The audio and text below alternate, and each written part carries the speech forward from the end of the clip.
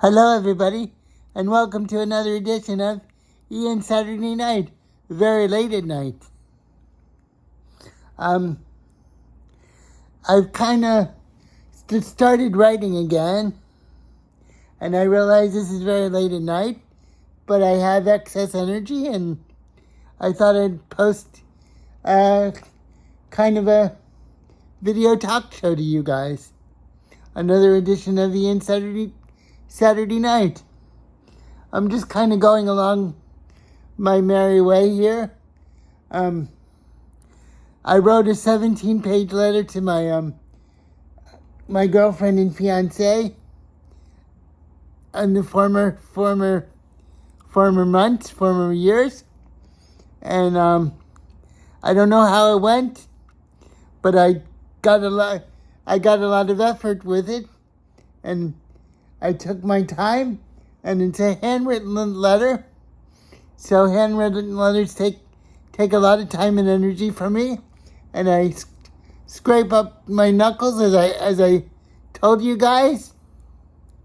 You can see a little bit of a scrape there, but I wrote the letter, and it was kind of a purging for me. So I wrote the letter. And I don't know I don't really know if she received it. She never really said if she received it or not. But I sent it, and I released some energy. So whatever happens with it, it's meant to be. I was very honest in the letter. I told her some things that I was bothered by, that I felt I told her that I felt kind of underappreciated and undervalued, and that especially happened to me during the time when she was getting back into Florida, and I felt she was very somewhat dismissive of me, and she didn't value me as a kind of as a friend or as a boyfriend. So I felt left out, and I did feel unloved, and so I wrote that down, and then my feelings, and I put it in a letter. But I also said I think of her very much, and I raised her to a heroic status. But I don't know how she felt about the letter, and it kind of bothers me. But I wrote it to release my feelings. So in that sense, it was a victory. Like many things, there's a positive and there's a mixed bag to things. Often there's positive and negative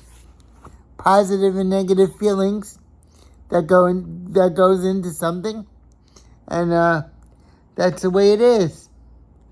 I've been just trying to read and stay positive and do what I can. And I'm just going along. It's Monday morning now, so I feel good that I wrote the letter. It was a long time coming, and it was 17 pages. And I also illustrated the letter. And so, put, her face and, the way I see her, because I'm very open about my feelings. Usually, I'm not a very close-minded person, so it had to happen. It was a cosmic kind of thing I'm not going to say it was an exorcism, but it was kind of like a great purging. And I have everything bottled up inside, and I never let it out. I have everything bottled up inside, and I never let it out. That's a personality trait I have. I store things up, and at the appropriate time, I let it out. But that's part of my personality.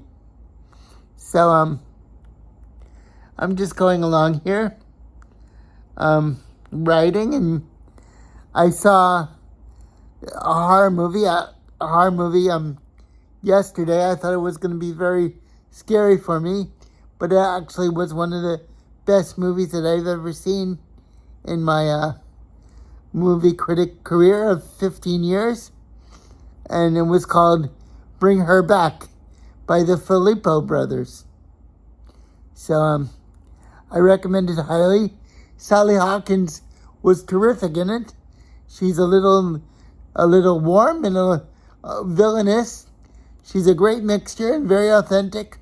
So without saying anything else, I urge you to see it. It's a real experience. It's not just a scary movie. It's got real feeling into it. So that's what I've been doing.